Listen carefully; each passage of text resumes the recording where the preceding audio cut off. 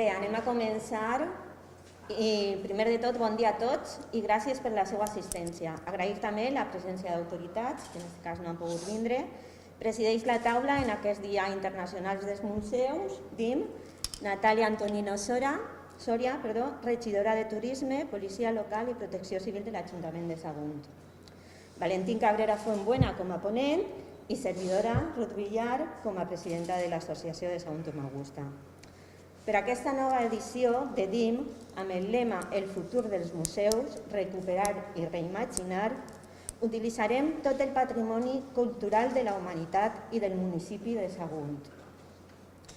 D'altra banda, presentar-los la ponència titulada La Domus Romana com a espai museístic, on podrem observar restes de fa més de 2.000 anys i com podem aplicar les influències que ens transmeten els museus per construir una casa pompeiana a l'actualitat. Nostre ponent, Valentín Cabrera Fuenbuena, va néixer un 14 de febrer de fa 57 anys, abans de Crist, crec jo. Estudiós i investigador saguntí des que el varen parir. Porta Sagunt i la seva sang a la història. Erudit en la història antiga, medieval, contemporània, moderna i fins i tot la que ha d'arribar. Membre i president de diverses associacions culturals i patrimonials, com el Centre Arqueològic, Cofradia de Minerva, Sants Patrons, entre altres. Actualment està més enfocat en l'investigació de Sagunt romà i el Sagunt iber, destacant sobretot la Segona Guerra Púnica, punt d'inflexió de la història universal produït a Sagunt. Sense més dilació, els deixo amb unes paraules de la regidora Natàlia Antonino i passem al nostre ponent. Per la meva part, moltes gràcies per la seva atenció. Buenos días, buen día a todos y totes.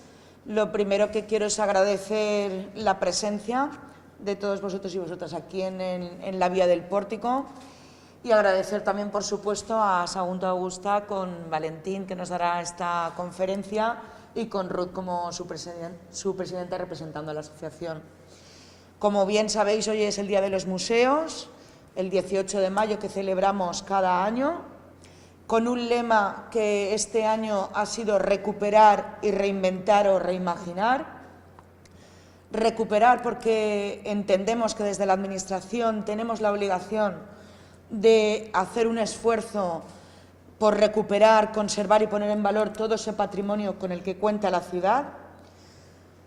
Y por otra parte, reinventar y reimaginar para, pues como con conferencias como la que vamos a dar hoy o con talleres o con diferentes actividades como las que se están dando en el municipio dentro del Museo Histórico, con el aula de Domus Baevia y otras actividades varias que se están dando en los diferentes espacios que tenemos en la ciudad, intentar aproximar al visitante de una forma fidedigna a todo lo que es nuestro patrimonio y cómo se vivió en ese momento. Dentro del Día de los Museos hemos escogido nuestros centros, los cuales tenemos esa titularidad y esa potestad para poder realizar actividades, como pueda ser el Centro de Interpretación de la Vía Verde de Puerto de Sagunto y Ojos Negros, un centro, como sabéis, que recoge una parte expositiva y un aula audiovisual en la que contamos todo ese legado que nos dejó esa siderurgia y esa parte económica e industrial de nuestro municipio, y también esa parte de la memoria obrera que quedó en la ciudad y cómo fue poco a poco cómo fue naciendo esa parte del núcleo de Puerto de Sagunto, además de todo ese legado patrimonial y pues los diferentes,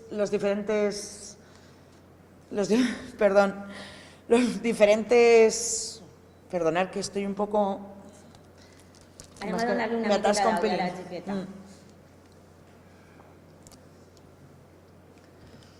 Los diferentes restos patrimoniales que han quedado en el municipio. También la Casa Berenguer, que desde hace un tiempo es el centro de interpretación de la ciudad, en donde podemos observar todos los recursos y productos turísticos que tenemos en nuestro municipio. y, como no, nuestra vía del Pòrtic, que es esa calzada romana, que es la joya que tenemos dentro de la ciudad y que tenemos que intentar explotarla de una forma mucho más amplia y, bueno, intentando, pues, dentro de lo que podemos, que es que entre la mascarilla y la gafa que no me veo y la luz estoy destellada. Estoy deslumbrada. Bueno, dentro de lo que es nuestro patrimonio, es cierto que la vía del Pòrtic siempre ha sido, pues, esa parte de titularidad municipal, la cual hay que intentar darle un empujón mucho mayor, y en ello nos encontramos también. Así que, sin más, dejaros con la compañía de Valentín, que nos dará una conferencia, y, bueno, agradeceros, como siempre, vuestra participación en todo lo que requiere de la actividad turística del municipio. Muchas gracias. Gracias. Sí, de la destellada. És que entre les ulleres, la mascareta, el au i a tot, és complicat. Y que últimamente la mascareta me ofega. Espera, no me intentemos... Valentín, te dejamos sola ante el peligro.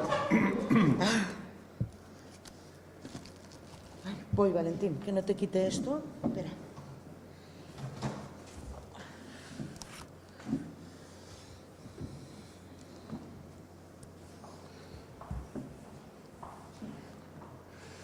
Buenos días, creo que se me escucha bien. El que no me escucha bien todavía puedo levantar la voz más. ¿Vale? Bueno, sabéis que hoy es el Día Internacional de los Museos. Antes de comenzar, pues darle las gracias a la Concejalía de Turismo del Ayuntamiento de Sagunto por las facilidades prestadas. La verdad es que sin el apoyo del Ayuntamiento, pues no podrías trabajar como trabajas. Y cuando tocamos el tema de turismo, pues la verdad es que todo son facilidades, ¿vale? ¿Por qué hablar de la Casa Romana, de la Domus Romana? Pues quizás por dos motivos. Uno, porque hasta hace poco hemos estado confinados en nuestras casas, ¿vale? Es un buen tema para hablar, la Casa Romana. Hay quien ha estado confinado en una casa mayor, otros en un piso más pequeño, ¿vale? Si hubiésemos estado confinados en una casa romana, pues la verdad que no nos hubiésemos aburrido, porque son espacios generalmente bastante grandes. Pero es que además la casa romana, hoy en día, la mayor parte de ellas han sido musealizadas, y ya son más didácticas, no es como antes que tenías que llevarte un planito con las explicaciones. En Sagunto tenemos perfectamente, pues, esta zona de la vía del Pórtico, donde ves una calle romana, el cardo máximo, el cardo mayor y el cardo menor, perdón, el decumano mayor y el decumano minor, ¿vale? Vemos también casas romanas que están musealizadas, están con sus explicaciones.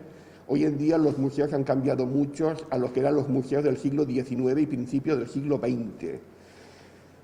Con respecto a la casa, ¿cómo es la casa romana? Pues la casa romana no es muy diferente de la casa valenciana, que estamos acostumbrados a ver, la casa de finales del siglo XIX, principio del siglo XX, casas que todavía vemos en el Camino Real, en General Martínez Campos, todas esas zonas.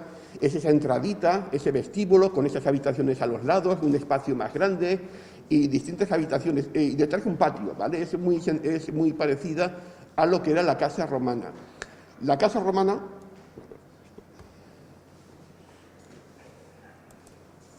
la vivienda romana. Vale. Esa es una casa romana. En este caso se trata de la casa del Citarista en Pompeya, del siglo I a.C. Es una reconstrucción. Vamos a ver muchas casas de la zona de Pompeya y Herculano porque es donde mejor vemos los ejemplos de construcciones, porque gracias a la desgracia del Vesubio tenemos ciudades prácticamente completas. Nosotros cuando pensamos en las casas romanas pensamos en estas casas, pero no siempre ha sido así. La casa romana tenía un origen y además un origen muy modesto. En torno al año 1200 a.C., pueblos indoeuropeos, pueblos del centro de Europa, se establecen en el norte de Italia, en la zona de la Toscana, y también se establecen en la zona del Lacio, en torno a lo que va a ser luego Roma. Es lo que se llama la cultura pre-vilanoviana. El nombre se las trae.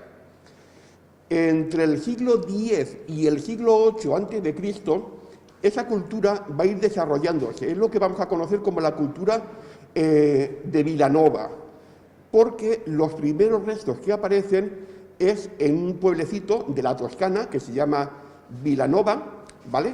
Y allí aparecerán las primeras cabañas. Toda esa época está muy mal conocida, porque, vamos a ver, estamos hablando entre el siglo X y el siglo VIII a.C., posteriormente van a haber ciudades y posteriormente sobre esas casas, sobre esos pobladíos primitivos, pero, poco a poco se van haciendo excavaciones arqueológicas, cada vez las excavaciones arqueológicas se hacen mejor y vamos conociendo estos orígenes de la casa romana, los orígenes. Esto es una casa romana, en sus orígenes. Esto, en este caso, se trata de una urna cineraria hecha entre el año 900 al 850 a.C. y fue encontrada en la necrópolis cercana a Castel Gandolfo. Castel Gandolfo es la residencia donde veranea el Papa, ¿vale? Pues allí apareció una... Y esas primeras casas las conocemos generalmente por las urnas funerarias. Esta es de terracota, se conserva en los museos vaticanos y ya se encontró a principios del siglo XIX. Son muy sencillas, son casas hechas muchas veces con un zócalo de piedra como la que vemos aquí. Luego las paredes son de barro y las techumbres son de paja, madera y paja.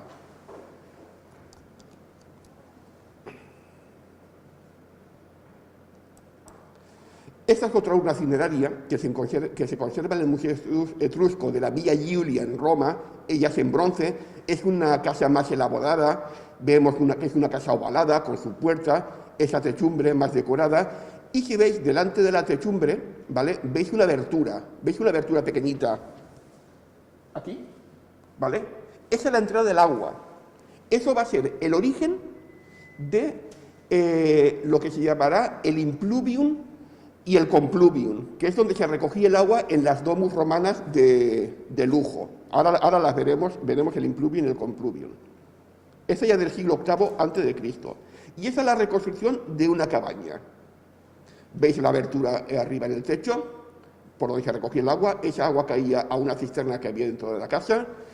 Las paredes de barro, el zócalo de piedra, la puertecita de la delantera, a veces también tenían porches. Y en el centro de la cabaña está el hogar, lo que es el fuego, ¿vale? El hogar. Y en torno al hogar, las camas, ¿vale? ¿Veis el interior con el hogar? Aquí se ve perfectamente. Esto es una casa villanoviana que se conserva en el Museo de Cortona, en Italia, la reconstrucción. La Roma en tiempo de Rómulo. La Roma en tiempo de Rómulo es así, con este tipo de casa. Nosotros cuando pensamos en Rómulo, en los orígenes de Roma, pensamos en esto. Este es un magnífico cuadro de Jacques-Louis David que se hace en el año 1799, es un pintor francés, se conserva en el Museo del Louvre, y vemos el famoso cuadro del rapto de las Sabinas. En los orígenes de la historia de Roma, Roma no tenía casi mujeres. Invitan a sus vecinos, a los sabinos, a una fiesta, y les roban a las mujeres, y se lía. A la derecha vemos al rey Rómulo, con ese escudo que aparece en la loba capitolina, y a la izquierda aparece el rey Tito Tacio, que es el rey de los sabinos, y en medio una mujer. Las mujeres harán de árbitros en la batalla y se frenará. Pero Roma es muy diferente a la que estamos viendo. Ahí vemos las murallas de Roma, vemos el templo de Júpiter Capitolino en la base de la montaña, pero Roma es muy diferente a esta pintura del siglo XVIII. Esto es Roma, en tiempos del rey Rómulo. En el año 753 a.C., Roma es así. Un poblado pequeño, sucio y maloliente. Nada que ver con la Roma imperial, la Roma del emperador Augusto o la Roma del emperador Adriano, muy diferente. Son casas vilanovianas, porque ya he dicho que la cultura vilanoviana se establece en la Toscana, pero también se establece en el Lacio, en el entorno de Roma. En el norte, los etruscos van a ir evolucionando más rápidamente porque tienen contacto con otros pueblos del Mediterráneo, con griegos, pero Roma va a ir evolucionando un poquito más lentamente. Las En Roma, por ejemplo, hemos encontrado urnas, o se han encontrado urnas cinerarias en lo que es el Foro Romano.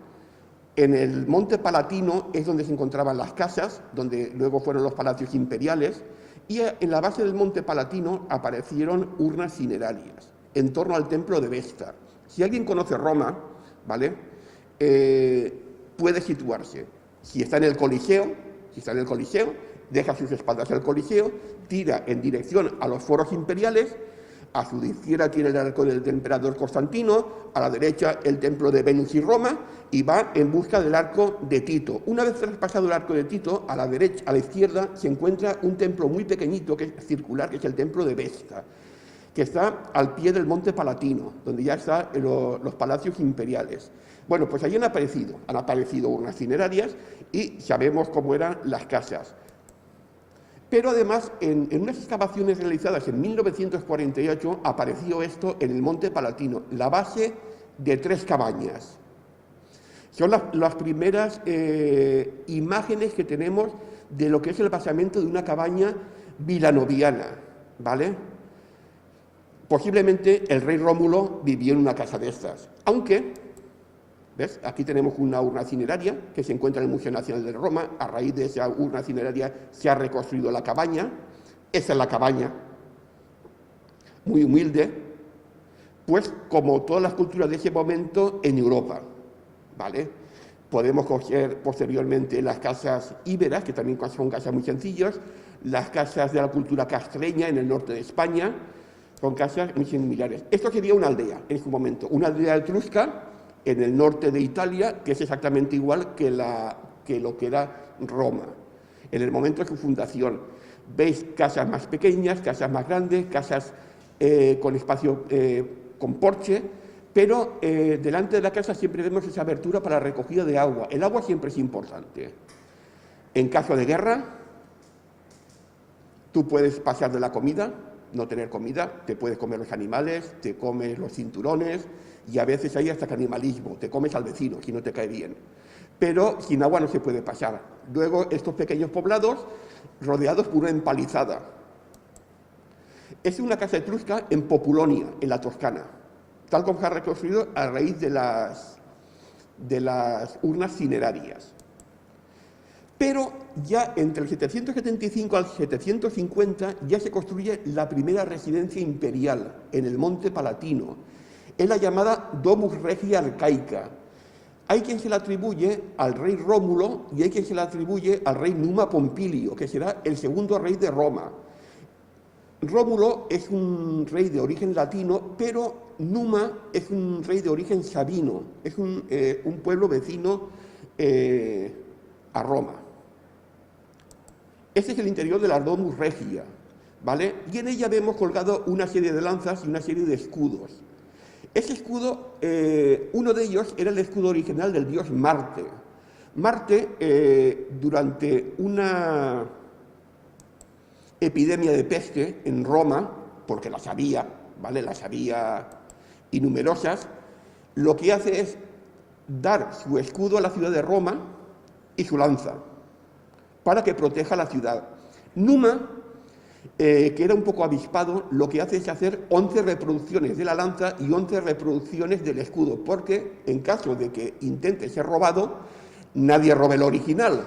Y crea lo que se llama el Colegio de Salios, los sacerdotes del dios Marte, que también están muy relacionados con Sagunto, porque en Sagunto también tendremos un colegio de Salios y un santuario del dios Marte. Pero es que además Numa escucha unas palabras que le dice: Roma, mientras Roma conservase ese escudo, ¿vale? Roma debía de ser la señora del mundo, sería la señora del mundo, y efectivamente tenía razón el dios Marte, porque mientras se conservó el escudo, Roma fue la señora del mundo. Cuando entró el cristianismo en acción, Roma dejó de ser la señora del mundo. El cristianismo acabó con todos esos símbolos de los dioses patrios, y el destino de Roma cambió completamente. Esta es una casa etrusca del siglo VI a.C. Estoy hablando de casas etruscas que son las que más se conocen, ¿vale? Pero estamos hablando también de casas latinas. Los latinos son los que viven en el Lacio, ¿vale? No son los que bailan reggaetón en Colombia. El latino es el habitante del Lacio. en Roma.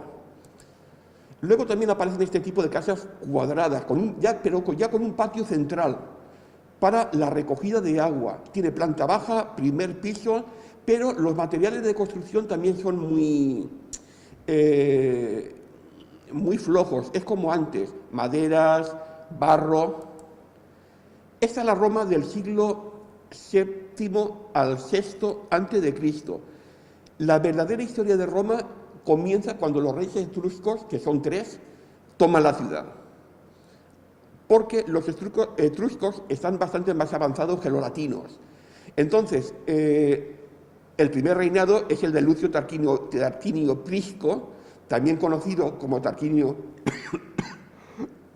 el Viejo, y ya el último rey será expulsado el año 509, que es Tarquinio el Soberbio, y se proclama la República. Pero aquí ya vemos algo de arquitectura, ya vemos casas elaboradas, vemos a la derecha, en la parte alta, vemos el Capitolio, ¿vale? Con el templo de Júpiter capitolino, la tríada capitolina, Júpiter, Juno y Minerva. Ya vemos una arquitectura, es arquitectura etrusca pura y dura, ¿vale? Pero en medio de esa arquitectura ya vamos a ver una casa más avanzada que esa cuadrada. Es como la cuadrada que hemos visto con ese patio central, todo gira en torno a un patio central, las habitaciones, la cocina, todo gira.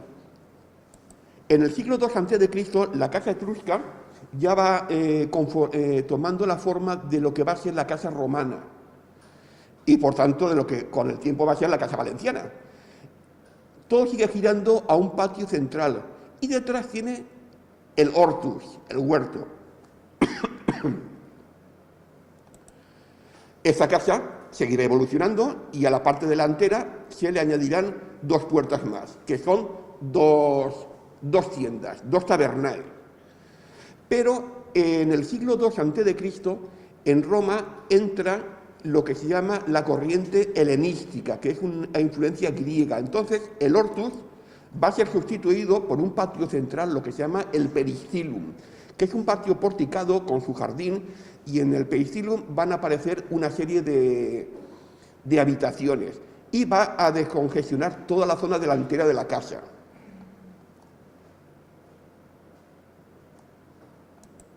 La domus.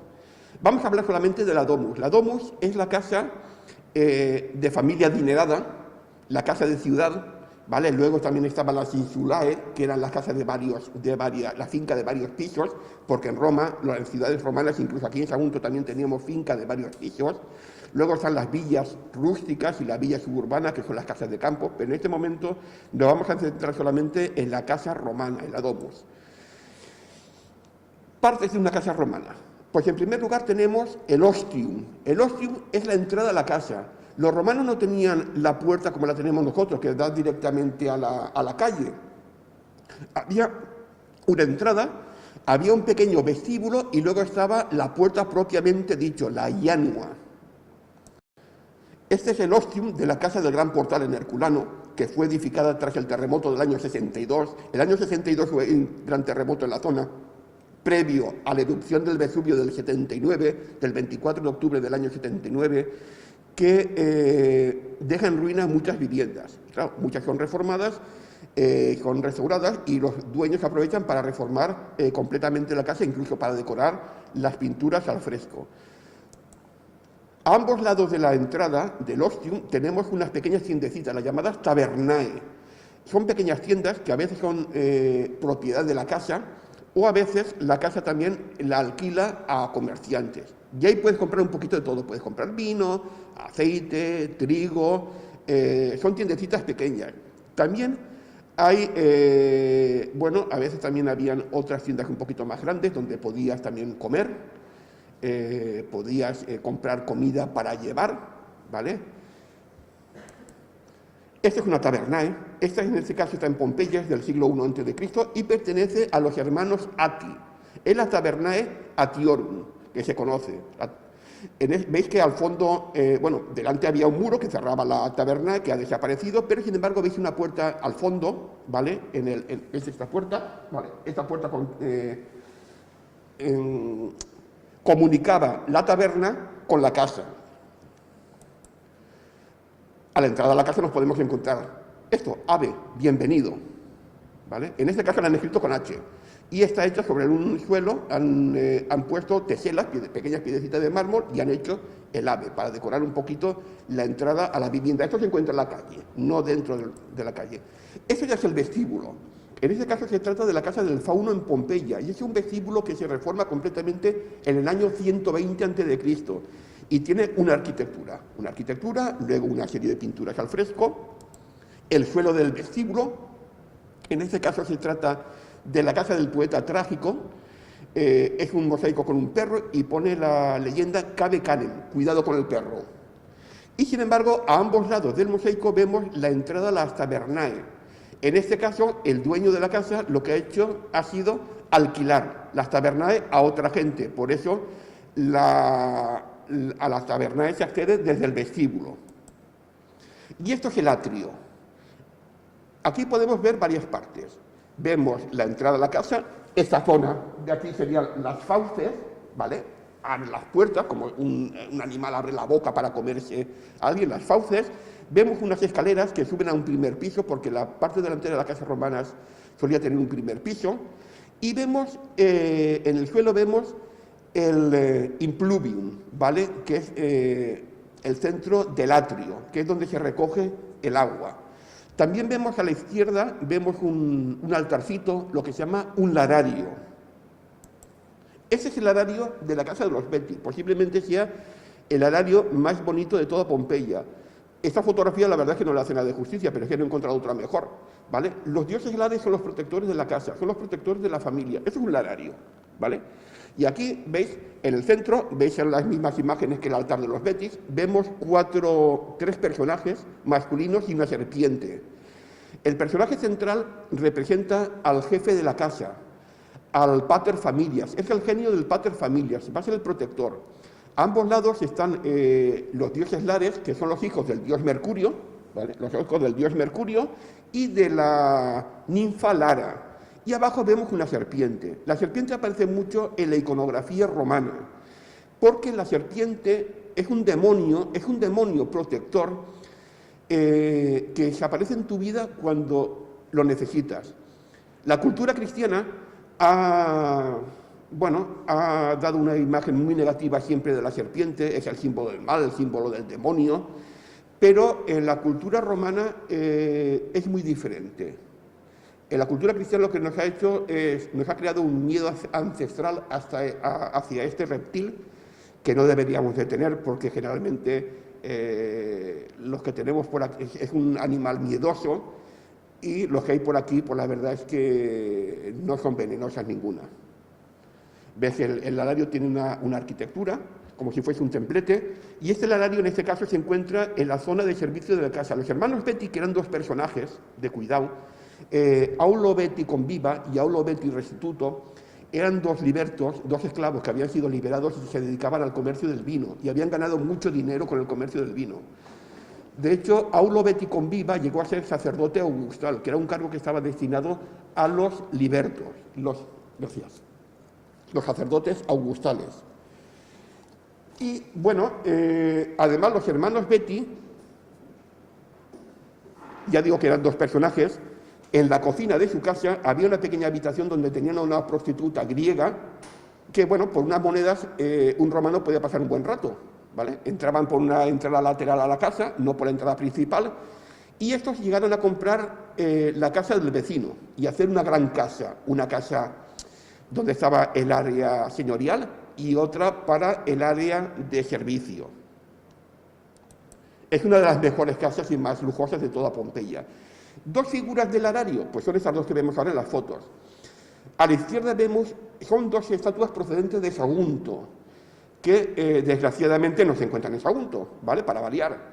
La izquierda es una Venus que se encuentra en la Real Academia de la Historia en Madrid, del siglo II después de Cristo. Y la segunda es el Mercurio. Esta es una reproducción, ¿vale?, del Mercurio que apareció en el castillo de Sagunto y se encuentra en el Museo Nacional de Dinamarca, en Copenhague. Son figuras de lararios, porque aparte de las figuras que habían tradicionalmente, la gente también tenía devociones particulares, ¿vale? Entonces podemos encontrar incluso hasta representaciones de miembros de la familia para que los lares protejan a la familia.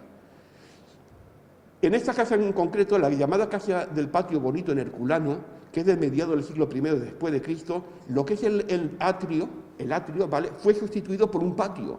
Esto nos puede sonar a casa castellana, ¿vale? Estos patios los hemos visto mil y una vez aquí en España, ¿vale? Pues esto es un patio romano. El atrio es el centro de la vida familiar.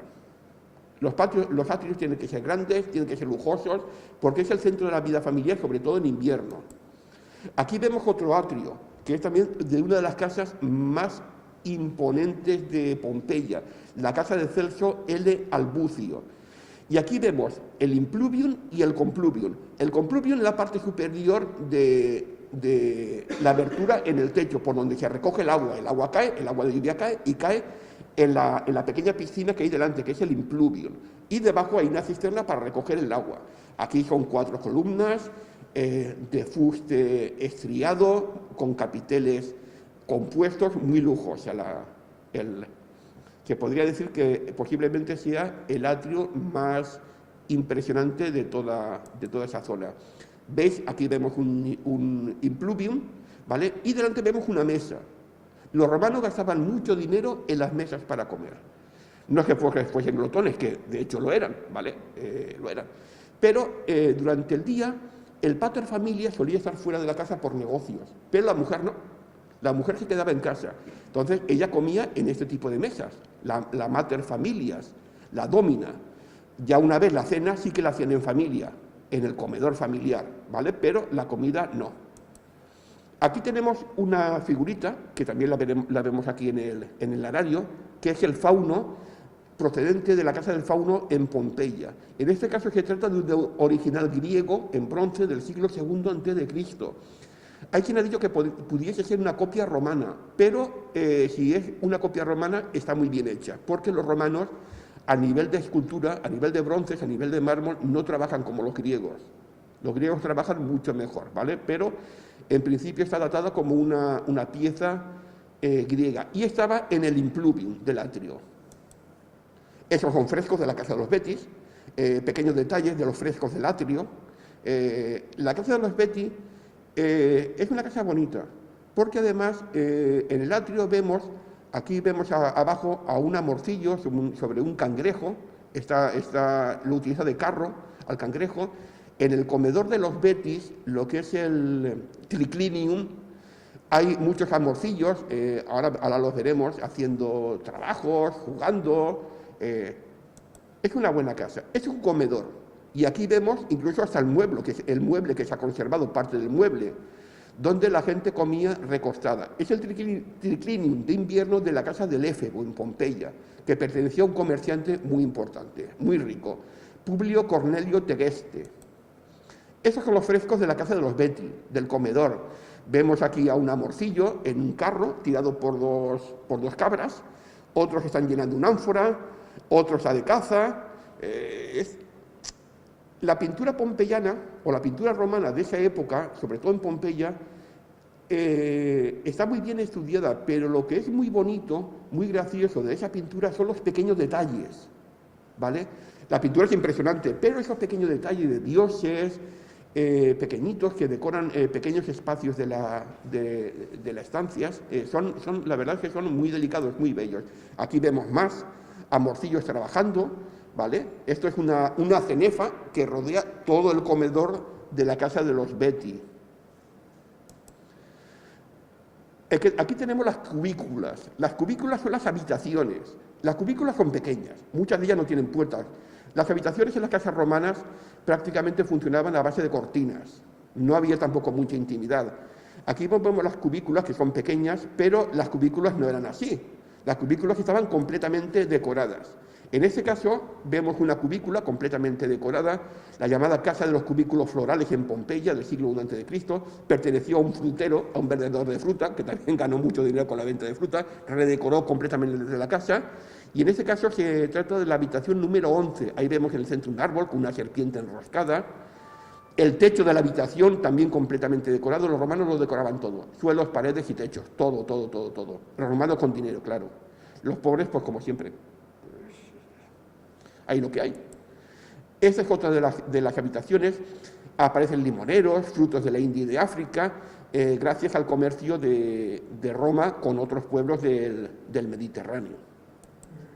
Un detalle de la cubícula número 5, esos pequeños detalles como máscaras teatrales, los pajaritos, ¿vale? Le dan mucha elegancia a la pintura romana. Los suelos también están decoradas, son de mosaicos, de pequeñas piedras de mármol, mármol negro, mármol blanco. Y aquí aparece incluso el espacio para la cama. Veis que no es una habitación muy ancha, la habitación solamente es para dormir, bueno, y para otras cosas, pero generalmente para dormir.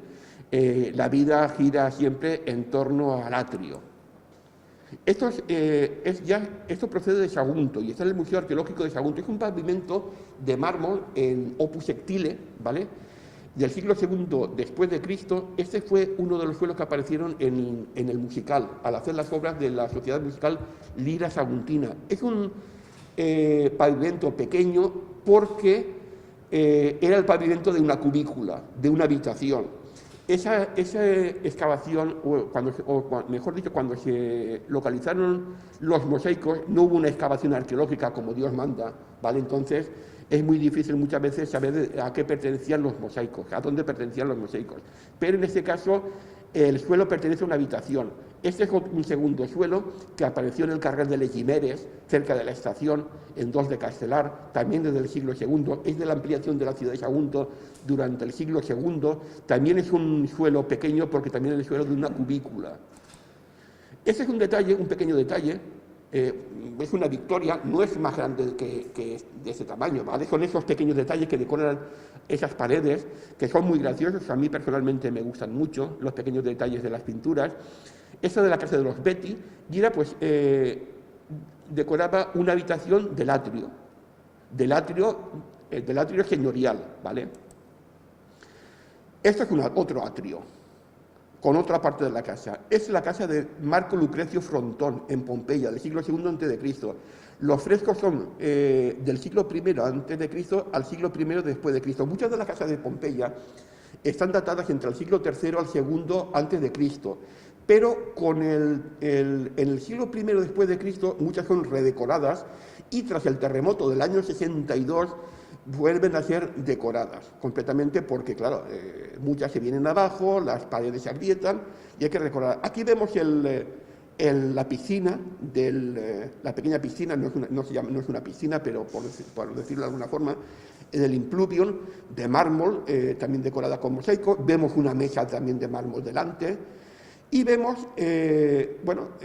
unas pequeñas habitaciones, son las cubículas, y ya vemos en el espacio detrás de la mesa un espacio más grande.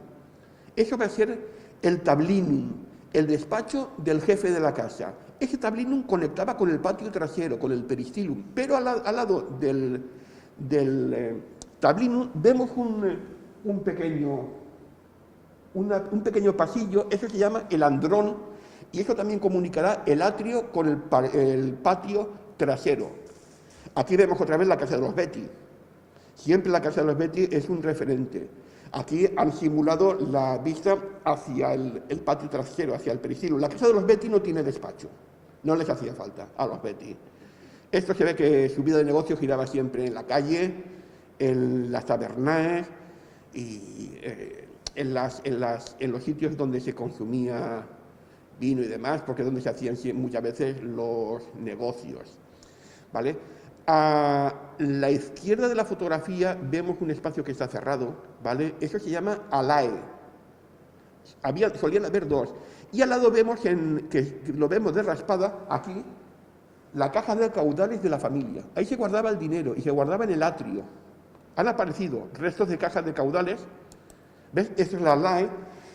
¿Para qué servía el alae? En la alae se guardaban los retratos de los antepasados. Los romanos de buenas familias guardaban los retratos de los antepasados, siempre, las mascarillas funerarias. Entonces se rendía culto a esos familiares.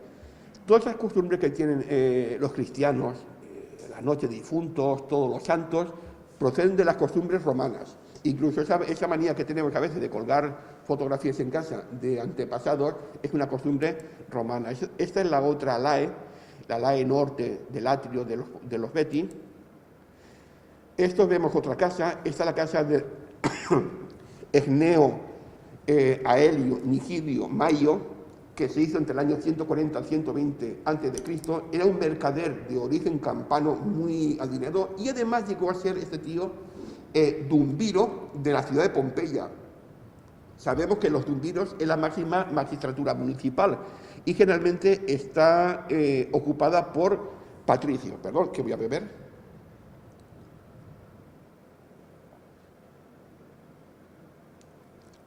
Entre la mascarilla, que esto es una pesadilla babilónica. Y aquí vemos el espacio del tablinum, ¿vale? Y vemos las columnas al fondo, que son las columnas del patio trasero del pericilum. Pero a la derecha vemos ese pasillo, el andrón. Aquí vemos otro tablinum, muy elegante, el de Quinto Popeo. Quinto Popeo era familia de Popea Sabina, la segunda mujer del emperador Nerón. En Pompeya menos han aparecido dos casas de familiares de la mujer de Nerón. Ese es el despacho. En el caso de que el marido hubiese muerto y la que se encargaba de toda la casa era la mujer, la materfamilia, pues era el despacho de la materfamilia, porque también la sabían. La mujer tiene... Roma es una sociedad de hombres, pero la mujer también tiene sus derechos en Roma, ¿vale? Y la mujer es la que realmente, en cierto modo, lleva la casa. El hombre se encarga de los negocios, pero la casa romana es dirigida por la mujer, la economía, la educación de los hijos, y hay mujeres con mucho poder. Este es el suelo del tablinum de la casa del llamado poeta trágico. La casa muchas veces lo conocemos por motes, en este caso apareció este mosaico magnífico del siglo I a.C., una escena teatral, es la que da nombre a la casa. En muchos casos también conocemos las casas por los nombres de sus propietarios porque han aparecido los sellos para imprimir sobre cerámica. Esta es la casa del panadero Terencio Neo, otro personaje rico de Pompeya. Aquí, esta pintura a mí personalmente me gusta mucho porque está hablando de la relación entre hombre y mujer en la antigua Roma. Aquí no vemos a ninguno que sobresale sobre el otro. La mujer no es más importante que el hombre, ni el hombre más importante que la mujer. Los dos están al mismo nivel. Él lleva una toga blanca, lleva un papiro en la mano, porque él se va a presentar a la política. Lleva la toga típica del candidato a la política. Y la mujer lleva la tablilla encerada lleva en la mano un stilum, que es el estilete para escribir con las tablillas enceradas, ¿vale? Es una pintura datada entre el año 55 al 79 después de Cristo. La casa del panadero Terencio Neo fue una casa que salió a raíz del terremoto del año 62. Hay una mujer extremadamente rica en Pompeya, Julia Félix, que heredó una fortuna de la familia, no estaba casada, y lo que hizo que tras el terremoto dividió su casa. Ella se quedó una parte de la casa y la otra parte de la casa la dividió. Y alquiló apartamentos, casas, los baños de la casa, o sea que... Y Terencio Neo ocupó esta casa.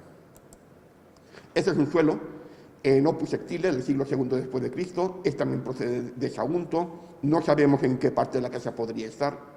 Este es otro de los mosaicos del musical, el llamado mosaico de las liras.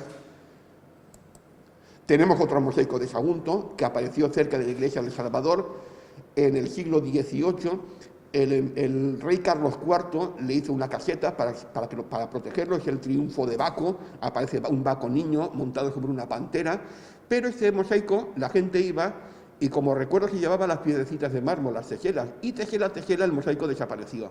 Solo tenemos este dibujo de Luis Martel, que se hizo en Valencia en 1745. El mosaico del castigo de Dirce, que fue encontrado en el año 56, hace la cimentación, ¿vale? Estos son los medallones. Este es el mosaico, no tengo fotografías mejores desgraciadamente, aparece en un lado aparece un pozo, estaba en lo que era el huerto del posterior monasterio de los franciscanos. Parece ser que en cierta época el mosaico ya apareció. Pero los franciscanos lo que hicieron fue mutilar los cuerpos femeninos de las mujeres. Picaron, en aquella época, la cultura cristiana podía, bueno, en una escultura, en un desnudo se podía ver un pene, pero no se podía ver una mujer desnuda. Entonces lo que hicieron fue mutilar a las mujeres y tapar de nuevo el mosaico. No sabemos cuándo fue, porque no tenemos una constancia documental de ello, pero fue, porque ha aparecido el mosaico mutilado. Esta es una entrada trasera al patio, ¿vale?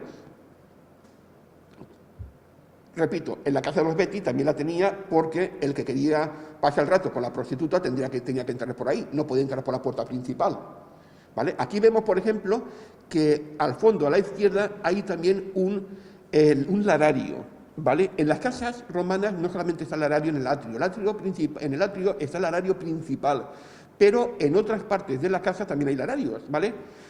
Vamos a ver, he comentado, por ejemplo, que aquí aparece pues, el genio del pater familia, los hijos del dios Mercurio, ¿vale? Los lares, pero también se ponían otras figuritas. En este caso vemos 4 figuritas. Aquí a la derecha vemos al emperador Augusto, porque a partir del siglo I después de Cristo, los lares familiares también se transforman en los lares augustales. Y a la izquierda vemos otro emperador, el emperador Decio, Trajano Decio Augusto. Si tú tenías devoción a un personaje en concreto, lo ponías en el larario. Y delante vemos el fauno, de la casa del fauno, y la versión griega del fauno, que es el dios Pan, ¿vale?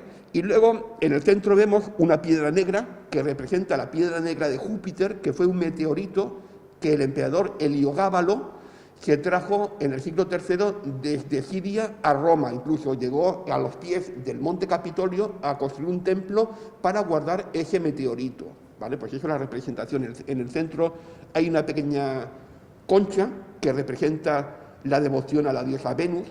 Venus nace de una concha y de la espuma del mar, la diosa Venus, y entonces son símbolos. El peristilum, el patio trasero. Lo que en la antigüedad en la casa etrusca era el hortus. A ver, con un patio así, o una casa así, ¿quién no quiere estar confinado? Una confinación de lujo, porque además esto tenían también piscinas particulares y salas de baños, ¿vale? De baños calientes, fríos, templados, o sea, eran casas extremadamente lujosas. Los romanos no reparaban en gastos, porque además las familias tenían mucho dinero. Esta es la casa de Quinto Popeo, el primo de Popea Sabina. Esa casa se ha conocido siempre como la casa de Menandro, que era un poeta, porque apareció esta pintura que hay aquí en ocre, ¿vale? Se creía que era Menandro, pero realmente es Quinto Popeo, es el propietario de la casa. A veces nos encontramos la sorpresa de que de las pinturas al fresco aparecen los retratos de los miembros de la casa, y esto es en el peristilum, en el patio porticado. Esa es una decoración también de otro patio porticado, la casa del poeta trágico, es el sacrificio de Ifigenia del siglo I después de Cristo. Todas las partes de la casa están completamente decoradas con cuadros así, de mejor calidad, de peor calidad, ¿vale? Desgraciadamente no conocemos los nombres de los artistas, pero esto lo pintaban auténticos artistas en su momento. Y muchas de ellas son copias de pinturas griegas. Los griegos tenían pinturas sobre tabla, cuadros, como los conocemos hoy en día. Lo que pasa es que no se han conservado ninguna, pero estas son copias de pinturas griegas. Ese es el pie de una mesa, el mármol, una esfinge espectacular. Esto en su momento al dueño de la casa le costó mucho dinero, porque eso era extremadamente caro. Aquí tenemos otro patio, el llamada Casa de los Amorcillos Dorados, que perteneció también a otro Popeo, Egneo Popeyo Abito. Este también de la familia de Popea Sabina. Es un patio con su jardín, el jardín se llama Viridarium, tiene una fuente de mármol. Esto se encuentra también, es una pintura de uno de los peristilum. Esa pintura es importante, es la casa de Actio Aniceto, y fue una pintura que se hace entre el año 59 al 79 después de Cristo, y representa un día durante los Juegos en el anfiteatro de Pompeya, porque este es tal y cual como es el anfiteatro de Pompeya. La gente de Pompeya se lía contra la gente de Nocera, que era un pueblo cercano, y se lía. Hay muertos, hay muchos heridos, Y el emperador Nerón toma cartas en el asunto y prohíbe los juegos en el anfiteatro de Pompeya, que eso ya era un gran castigo para la ciudad, durante 10 años. Y entre el 59 al 69 no hubieron juegos en el anfiteatro de Pompeya. Entonces, el dueño de esa casa pues representó esa escena en el patio de su casa. Esto procede de Sagunto. Es la escultura de un niño. Es una fuente, los restos de una fuente. Hasta hace poco estaba expuesto en el Museo Arqueológico, pero ha sido retirado de la exposición. Es una fuente del siglo I al siglo II antes de Cristo. Allí era un canalillo y salía el agua en la fuente que hemos visto antes en el Peristilum. Esto también procede de Sagunto. Es una escultura de un jardín. Es una escultura magnífica. Es una de las dos Venus de Felipe II. Felipe II se lleva, le regalan, no se sabe todavía cierto cómo salen esas estatuas de Sagunto, pero a mí me parece indignante que las estatuas estén en Madrid y no estén en Sagunto, que es donde deberían de estar, porque entre otras cosas Sagunto, ya que estamos en el Día Internacional de los Museos, debería tener un museo más acorde a lo que es la ciudad de Sagunto, y no ese museo pequeño y ridículo que tenemos actualmente. Nunca hemos tenido un museo como Dios manda. Desde que a final del siglo XVIII, don Enrique Palos y Navarro creó el primer museo, el Cuarto de las Piedras, en el Ayuntamiento de Sagunto, no hemos tenido un gran museo. Siempre hemos tenido museos muy flojos. Entonces tampoco se pueden reclamar piezas. Hay piezas de Sagunto en Madrid, en Valencia, en Santander, en París, en Londres, en Copenhague, en Estocolmo, que allí no dicen nada, pero aquí sí. Entre ellos es la Venus de Madrid. La Venus de Madrid, o Venus de Capua, es una estatua que procede de Sagunto y fue hecha en torno al año 150 después de Cristo y pertenece a las colecciones reales. Felipe II, bueno, se la llevó, aún no era rey de España, era todavía la época del emperador Carlos I, pero se la llevó. Y junto a esta se llevó esta, la Venus de la Concha, o Venus púdica, hecha en el año 135 después de Cristo, y las dos están en el Museo de Prado. Aquí, un tal Rovira, un escultor de la época, lo que hizo fue restaurar la pieza. Como lo dicho, podías ver a un hombre desnudo, pero no a una mujer. Lo que lo hizo fue, en el pubis, ponerle una concha, ¿vale? Por eso se llama la Venus de la Concha. Y detrás hay una inscripción que pone Rovira, año 1533, obra praxiteliana. Compara a esta Venus de Sagunto con las obras del escultor griego Praxíteles, de la época clásica griega, que fue pues, uno de los mejores escultores griegos del momento. Bueno, ha sido uno de los mejores escultores de todos los tiempos. Es el famoso autor del Hermes de Praxíteles, que se encuentra en el Museo de Olimpia, en Grecia. Una estatua valenciana también es el Baco de Aldaya. No es una estatua de una casa, del jardín de una casa, es una estatua del jardín de una villa rústica. Luego, no debería de estar aquí, pero sin embargo la he puesto por dos motivos. Una, porque es una pieza valenciana, que también se encuentra en Madrid. Y dos, porque es una pieza que personalmente me gusta mucho, ¿vale? Aparece con la jarra en la mano, con el cántaro, al pie una pantera, que es el símbolo del dios Baco, y lleva una corona de hojas de vir. Es una pieza, a mí me parece una pieza bella, una pieza del siglo II después de Cristo. Esto también es de Sagunto. Esto era también del patio del Peristilum de una casa romana de Sagunto y se encuentra en el Arqueológico Nacional de Madrid. Es lo que se llama un erma doble, y representa a un Baco joven, al dios del vino, y un Baco mayor, uno mirando al pasado y otro mirando al futuro, ¿vale? Es como las imágenes del dios Jano, que era el señor de las puertas, de los principios, de los finales, que una cara miraba siempre al pasado y otra cara miraba siempre al futuro. En algunas casas el Peristilum se sustituye por un ninfeo, que es una fuente dedicada a las ninfas. En este caso se trata de la casa de la Fuente Grande en Pompeya. Es un ninfeo completamente decorado con mosaicos, incluso con conchas de mar, ¿vale? Y bueno, y toda una serie de estatuillas de bronce que en este momento se conservan en el Museo Arqueológico Nacional de Nápoles. También se encuentra la casa del ninfeo de la fuente pequeña, que hay otro ninfeo. En este caso sí que hay un Peristilum muy pequeño, ¿vale? Pero es muy agradable el Peristilum, ¿vale? Igual que hay comedores de invierno, hay comedores de verano.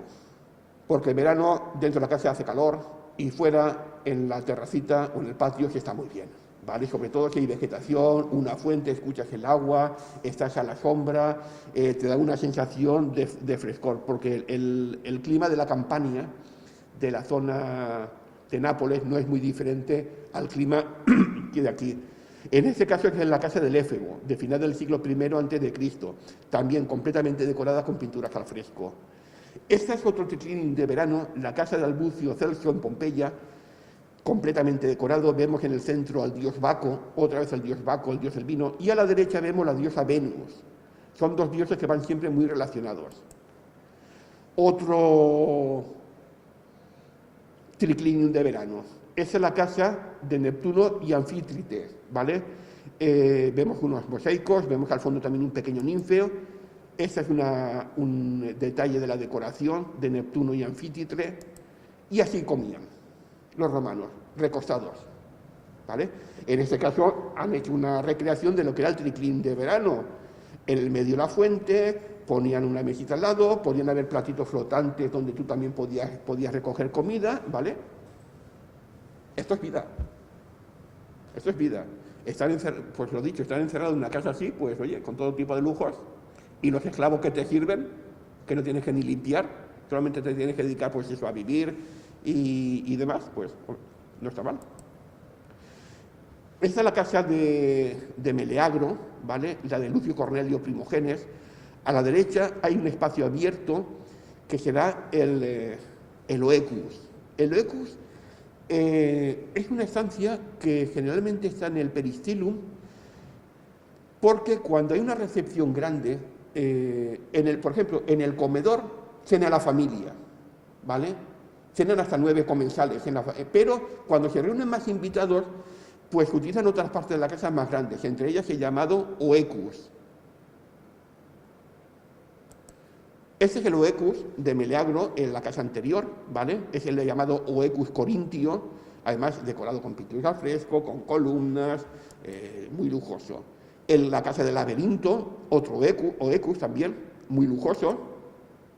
La casa de Celso Albucio, en Pompeya, el Oecus tetrástilo, porque lleva 4 columnas, y bóveda de medio cañón, es un espacio más grande para reunirse más gente. Este es el Oecus egipcio, en Herculano, tiene planta de basílica, 3 naves, nave central y nave laterales, como si fuese una iglesia. Los cristianos tomarán el ejemplo de iglesia de este tipo de salas, de la sala basilical. Luego tenemos otra sala de reuniones que se llama la exedra. Ahí era sitio pues, donde hablar sentado tranquilamente con los amigos y demás. Y este es el suelo de la exedra de la casa del Fauno, magnífico, la batalla entre Alejandro Magno y Darío de Persia. El mosaico se compone de 1,5 millones de teselas. Es el trabajo de un artista y esto en su momento al propietario de la casa le costó mucho dinero. Y no se trata de un opus teselatum normal, es lo que se llama el opus vermiculatum. Quiere decir que las partes blancas están hechas como si fuese de gusanillo, ¿vale? Y eso es todavía mucho más complicado de hacer. Se encuentra en el Museo Arqueológico Nacional de Nápoles y en el suelo se ha puesto una copia. Esta es la exedra de la casa de los Betti, completamente decorada, con pinturas al fresco. Y luego hay otra parte de la casa en el jardín que se llama el Sacellum. El Sacellum es un pequeño lugar sagrado. En las ciudades habían 2 tipos de Sacellum. El Sacellum municipal, que se encargaba el municipio de él, y el Sacellum particular, que se encargaba la familia. Esta es la llamada casa de Venus en la Concha, que perteneció a Décimo Lucrecio Satrio Valente. Y junto a la puerta vemos la imagen del dios Marte. Y junto a Marte, Venus, la Venus en la Concha. La casa del panadero Cayo Julio Polibio en Pompeya. Esta fue una imagen de las excavaciones. Estas imágenes dan un poco a veces de tristeza, porque para que nosotros podamos estudiar estas ciudades, tuvo que pasar una gran desgracia, donde murió miles de personas. En este caso, aquí apareció toda la familia. Aparecieron varios esqueletos. Apareció el esqueleto de Julio Polibio, su mujer, sus hijos, el primo, la mujer del primo, que estaba embarazada, que era hija de Julio, y 2 esclavos. En otra casa, en la Exedra, en el espacio que hemos visto anteriormente, aparecieron 7 niños, también que se habían quedado allí encerrados. Y luego las casas romanas tenían un sistema de calefacción, muchas de ellas, que en invierno mantenían la casa a 30 grados. Y el sistema de calefacción era lo que se llamaba el hipocaustum, que iba por debajo del suelo y por las paredes, ¿vale? Había un horno que daba leña y el aire caliente lo que hacía era calentar las estancias. Si no tenías bastante dinero para hacer esto porque era más complicado, pues braseros, ¿vale? Como toda la vida se han utilizado en las casas. Los braseros romanos en las casas de las domus eran también muy lujosos. Este es el hipocaustum de una casa que se encuentra en Inglaterra, en la ciudad de Verulamium. Aquí de esta ciudad se ha excavado solamente esta casa, o este salón de esta casa. Está la ciudad por excavar, es un parque y no es del año 180, y lo que han hecho es abrir el mosaico para que se vea el hipocaustum. En Inglaterra hacía frío y la humedad. Esta es la casa de Julia Félix, la que he comentado, que partió la casa para, pues eso, para ayudar también a los vecinos. Aquí daba precios razonables. Y bueno, esta es la entrada lateral al patio. Y cuando entras al patio lo que te encuentras es todo esto. Un estanque y el balneum, las termas de la casa que las alquilaba a la gente. Por dentro no eran muy grandes, pero eran muy lujosas. Para gente delicada. Ponía un graffiti en las termas. Ese es el patio de las termas. Veis que las columnas y los pilares cuadrados son de ladrillo, pero están revestidos con estucos, con pinturas al fresco, siempre con pinturas al fresco.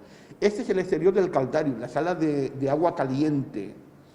Las salas también tenían lo que era el apoditerium, que era el vestuario, tenían salas para agua caliente, fría y templada. Y además tienen piscinas, ¿vale? Como nosotros. Nosotros también tenemos piscinas en los chalés. Bueno, quien tenga chalés, yo no tengo. Los romanos también tenían piscinas. Eso es lo que se llama un anatatio, que también pertenecía a la casa de Julia y también la alquilaba. Esta es de la casa de Rusty Beri y Tiberio Claudio Beri, que eran también 2 hermanos. Y es un larario que se encuentra en el atrio secundario. Es una pintura al fresco, pero es muy interesante porque es un larario completamente diferente. Vemos al dios Baco, a la izquierda vemos la serpiente Agatodaimon, el demonio protector, y vemos el monte Vesubio, pero además vemos el monte Vesubio con vegetación, no como está ahora completamente pelado, ¿vale? Porque la erupción del año 79 después de Cristo cambió la fisonomía de todo el entorno. Y bueno, en todas las casas tiene que haber una cocina, ¿no? Esta es la recreación de una cocina. Aquí la han recreado un poquito grande. Las cocinas romanas son más pequeñas, de las casas de ciudad. Las casas de campo sí que tenían cocinas grandes. Y al fondo vemos una puerta. Esa habitación es la habitación del cocinero. El único esclavo que tiene derecho a habitación es el cocinero. Los demás duermen donde les pilla. Hay algunos que casas, como la casa de los Betis, que sí que hay habitación para los esclavos. Pero ahí cada uno duerme donde le pilla. Si no hay habitaciones para los esclavos, duermen en las puertas de las habitaciones de los dueños. Porque el esclavo que no es persona, hasta que no es liberado, hasta que no es un liberto, está a disposición del señor de la casa las 24 horas del día para lo que sea, ¿vale? En la casa de los Betis, por ejemplo, esa habitación sería la habitación de Eutique, la prostituta, ¿vale? Aquí tenemos el exterior de la casa de Julio Polibio, la cocina de Julio Polibio. Es una casa lujosa, pero mirad qué cocinita más pequeña. Y además arriba lleva la salida del humo, la chimenea. Esta es la casa, la llamada Fulónica de Stephanus. La Fulónica de Stephanus es una lavandería, es un comercio dedicado a lavar y teñir ropa que tenía Stephanus en su casa, ¿vale? Esa es la cocina con los elementos que han aparecido en la cocina, los elementos de cobre que han aparecido en la cocina, ¿vale? En la casa en la Fulónica de Stephanus también apareció el dueño de la casa. Bueno, se cree que es el dueño de la casa, que intentó huir con monedas, pero le pilló la erupción y murió. Y se encontró su esqueleto rodeado de dinero. La casa de los Betis como apareció el horno con las ollas. Y en la Folónica apareció junto a la cocina este pequeño departamento que debe de ser el espacio para guardar la leña, junto a la culina. La cocina se llama culina. Y junto a las culinas también estaban las bodegas. Esta es la casa de Paquio Próculo en Pompeya, la bodega. Y ya, bueno, vamos ya finalizando, ya queda muy poquito, ¿vale? Bueno, de momento llevamos 1 hora y cuarto aproximadamente, no ha durado tanto. A la hora del confinamiento por la noche, estáis todos cenando en vuestras casas, tranquilos. Estas son las cubículas, las habitaciones del servicio. En la casa de los Betty, como los Betty se permitían el lujo de comprar otra casa, tuvieron una zona señorial, por decirlo de alguna forma, y una zona para el servicio. Vamos a ver, el esclavo no es persona, pero el esclavo cuesta dinero. Y al esclavo hay que mantenerlo, ¿vale? Y muchas veces el esclavo se gana la confianza del patricio, del pater familias o de la mater familia, y entonces es liberado.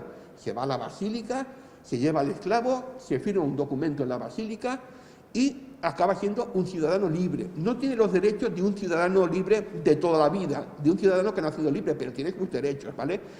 Ese esclavo, ese liberto, puede ocurrir 2 cosas con él. Uno, que se quede a trabajar en la casa como persona de confianza del dueño, o monte su propio negocio, como en el caso de los Betty, ¿vale? Un liberto muy conocido en Roma era un liberto del emperador Claudio, ¿vale? El liberto trabajaba con Claudio, ¿vale? Pero él tenía, bueno, tenía sus derechos y tenía una villa magnífica de campo en la ciudad de Stabia, muy próxima a Pompeya, pero lujosa como ella sola. En este caso, las habitaciones son más humildes, ¿vale? Pero bueno, son para el servicio. ¿Y qué no puede faltar en toda casa? El retrete, las letrinas. Claro. Las letrinas son comunitarias. Quiere decir que ahí hace sus necesidades el dueño de la casa y el esclavo. Las letrinas, muchas veces hemos visto otros espacios como unos espacios asquerosos, sucios, malolientes. Bueno, un cuarto de baño es maloliente, de por sí, ¿vale? Pero había un canal de agua que hacía que se limpiase las letrinas. Las letrinas, muchas de ellas, incluso las letrinas comunes en las ciudades, tenían los asientos de mármol, que tampoco eran sitios tan cutres, pinturas al fresco, pavimentos de mosaicos. Luego te podías limpiar el trasero con ese palo que hay ahí, ¿vale? Que vemos ahí en el suelo. Ahora veremos un detalle de ese sistema para limpiarse. Esta es una casa en Túnez, en Bula Regia. Es una letrina para 2 personas. Túnez estaba en lo que se llamaba el África proconsular y es una letrina común. Veis que el suelo lleva un pavimento de mosaico, tiene su lujo, ¿vale? No es una letrina normal y corriente. Mi cuarto de baño tiene grés, no tiene un pavimento de mosaico, que eso es mucho más caro que el grés. Ahora, esto es lo que tenían los romanos para limpiarse. El silospongium, que era el palo con la esponja. Luego, cuando te limpiabas, lo metías en un cuenco con agua, y había un esclavo que siempre se encargaba de limpiar esa pieza. Eso sí que es lo que se llama un trabajo de mierda, ¿vale? Nunca mejor dicho. Cuando te quejes de tu faena, piensa que hay alguien que siempre tiene una faena peor que la tuya. Y bueno, pero luego también aparecen estas piezas discoidales que vemos abajo de cerámica, que es lo que se llama una pesoi. Estas piezas se utilizaban para varias cosas. Se utilizaban como fichas de juego, depende del tamaño, porque han aparecido tableros de cerámica divididos en cuadros, era un juego parecido a las damas. También se utilizaban como tapaderas de piezas de vasos, de jarras, pero han aparecido en letrinas, con restos de excrementos humanos. Quiere decir que eso también se utilizaba para limpiarse el trasero, ¿vale? Estos eran los 2 sistemas mejores que tenías. Luego las letrinas públicas eran una especie de WhatsApp del momento, de grupo de WhatsApp del momento, porque allí se sentaban los hombres, por un lado, las mujeres que tenían su espacio, y ahí podían estar un rato alcahueteando y hablando de sus cosas, ¿vale? A ver, nosotros somos muy similares en pensamiento y en forma de hacer a los romanos. Muy similares. De todas las culturas que han pasado por España, a la que más nos parecemos es a Roma. Que tenemos muchas costumbres día a día de la antigua Roma, ¿vale? Bueno, pues esto era un sistema. Y ahora, para finalizar, porque ya no queda ya nada, vamos a ver una domus pompeyana que tenemos a 7 kilómetros de Sagunto. Son esas cosas desconocidas, es una casa particular de una señora, hecho con mucho gusto. Yo conozco la casa, he estado allí, conozco toda la casa, conozco las pinturas al fresco, conozco los pavimentos de mosaico y está hecho todo con mucho rigor. A veces hay que poner piezas modernas porque hay que tener iluminación, o en la cocina, ¿vale? Porque hay que vivir, ¿vale? Pero está hecho con mucho rumor, con mucho gusto. Es la casa que vemos en el centro, ¿vale? Es la vista aérea de la casa que vemos en el centro. Es esta casa, ¿vale? Es la Domus Pompeyana. Se encuentra a 7 kilómetros de aquí, de Sagunto.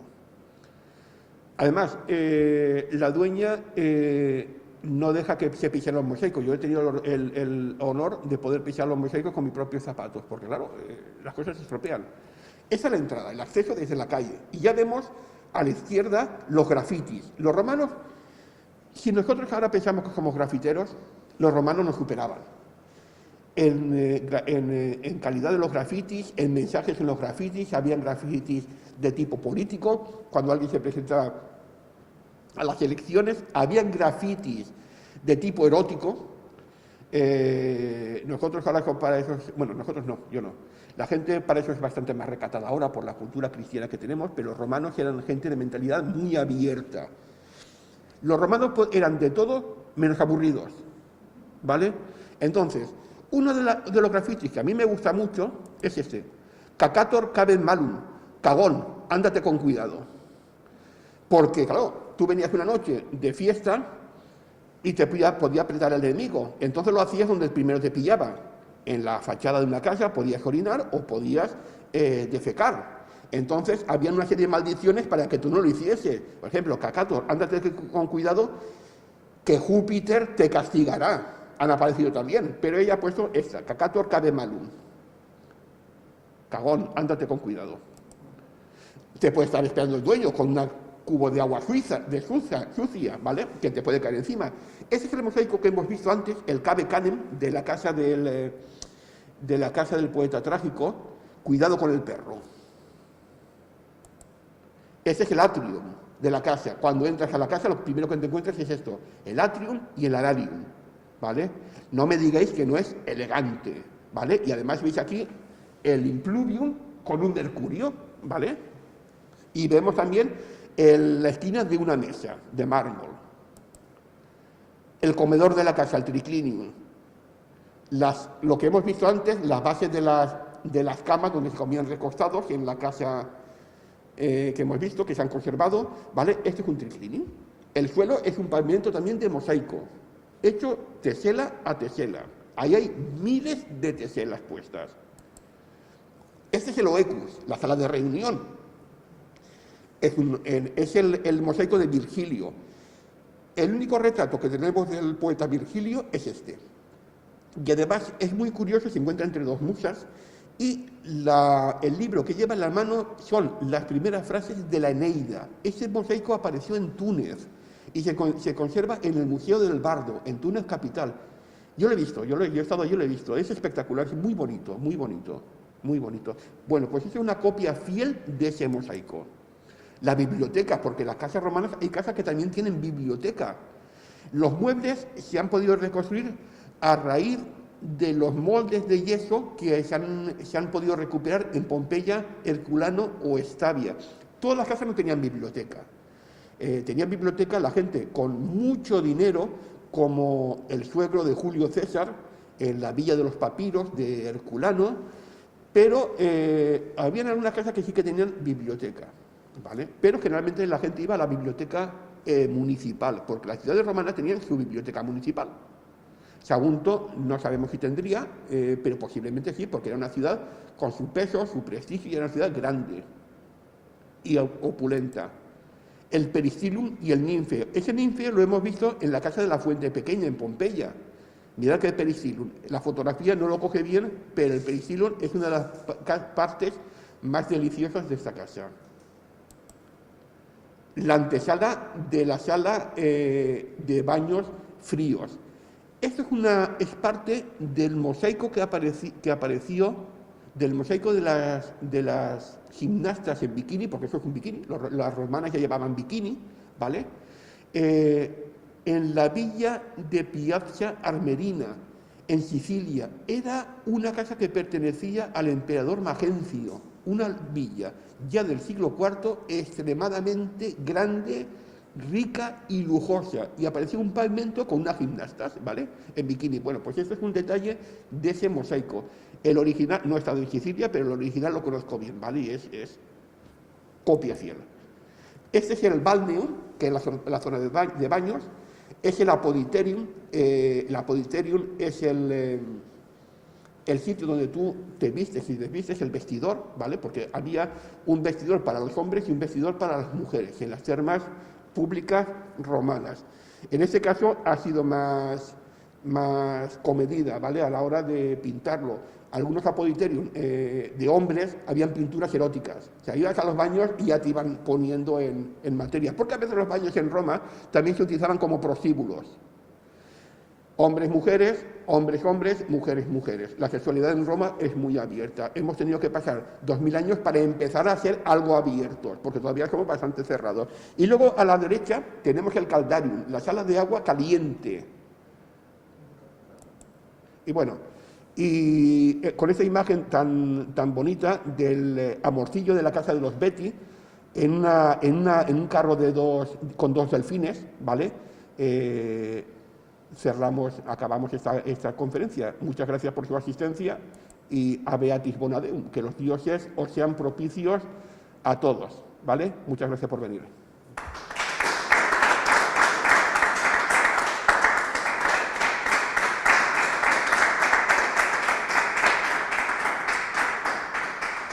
Bien. Y nada, si alguien tiene alguna pregunta breve, porque ya son las 12:25, supongo que la gente se querrá ir a comer, y si no tiene ninguna pregunta, pues nos vamos. Vale. ¿Ha quedado las cosas claras? ¿Seguro? A ver, hemos visto muchas imágenes. Siempre se ha dicho que una imagen vale más que 1000 palabras, y efectivamente, si tú no ves la imagen, estás hablando de peristilum, atrios, tablinum, pero, ¿vale? Tienes que ver imágenes. Y siempre... Creo que dices una cosa, tanta cosa que fuera de Sagunto, el por qué no hace el gobierno ni nadie para que lo traigan aquí. Porque Sagunto es una ciudad muy especial. Sagunto es muy... Vamos a ver, yo... bueno, tú no me conoces, esta señora es mi hermana. Ella me conoce desde niño, siempre he estado involucrado con el tema del patrimonio. El patrimonio lo llevo en la sangre, como decía Ruth, y es verdad, ¿vale? Y... Desde pequeñito, pues esto, he subido al castillo. En el año 77, yo con 14 años, conocí al hijo del restaurador del museo, a Marcos Roca, hice amistad con su padre, con Facundo Roca, entonces se pagaba para entrar a los monumentos. Yo, como hice amistad, pues ya, claro, no pagabas, tenías esa bula. Y ves poca evolución en el patrimonio de la ciudad. Por eso, sería bueno recordar reivindicar en este Día de los Museos que Sagunto tuviese, las autoridades se preocupasen un poquito más. No dudo que no se preocupen ahora, porque en estos últimos ayuntamientos se ha notado un aumento en la preocupación por el patrimonio, ¿vale? Se ha visto, se nos dio la capital cultural valenciana, eso ha hecho que venga más turismo, que ahora se haga un proyecto que sea patrimonio de la humanidad, pero seguimos teniendo un museo pequeño, ridículo, que en nada nos identifica con nuestro pasado.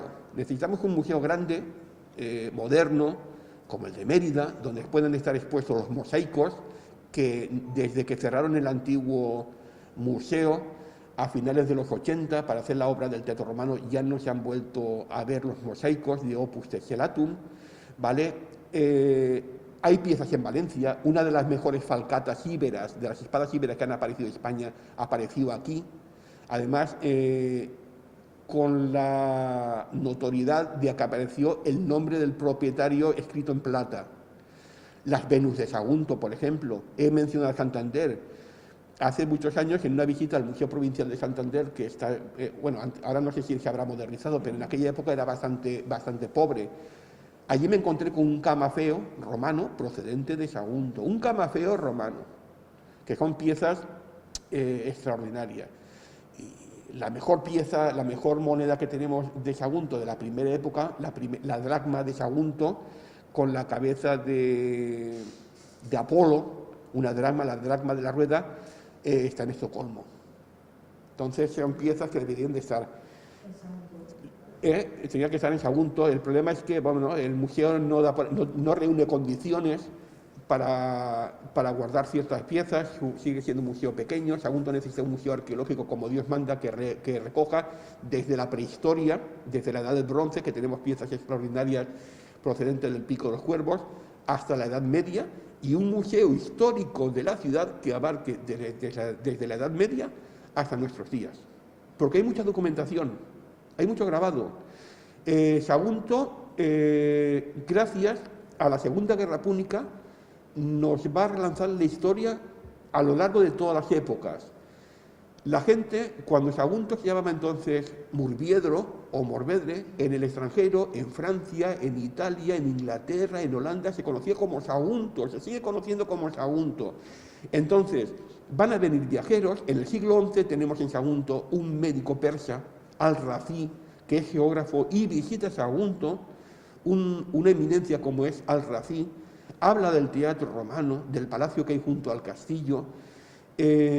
Luego los numerosos grabados que se hacen en los siglos XVIII, XIX, del teatro romano, del castillo, la infinidad de fotografías que se hacen de Sagunto a finales del siglo XIX, principio, bueno, y a lo largo del todo el siglo XX, ¿vale? No es una ciudad cualquiera.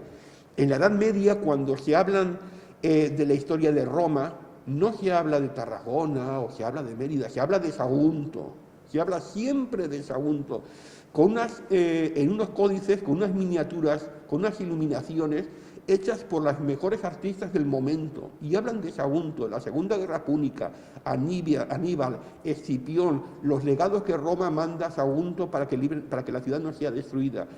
Se habla mucho, ¿vale? Y son los mejores escritores del momento, los mejores iluminadores del momento, y es Sagunto siempre.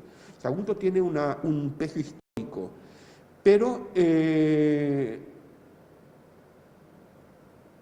parece ser eso que no hace mella. También tenemos un problema, y es que estamos muy cerca de Valencia. Estamos muy cerca de la capital. Entonces, eso a veces hace que no nos deje evolucionar más. De todas formas, siempre hay que reivindicar que el patrimonio... Mira, nosotros estamos de paso. Nosotros vivimos 50, 60, 70, 80, 90 años, estamos de paso. El patrimonio, si se cuida, es inmortal. Está desde hace 2000 años, estará 2000 años más y pasará a nuestras generaciones. Que el patrimonio se debe de conservar, cuidar, restaurar para las generaciones futuras y tomar ejemplo de la historia, no repetir la historia. Ahora que hemos visto muchas casas de Pompeya, durante la Segunda Guerra Mundial, los ingleses, con la excusa de que habían panzers alemanes, dejaron caer más de 150 bombas sobre la ciudad.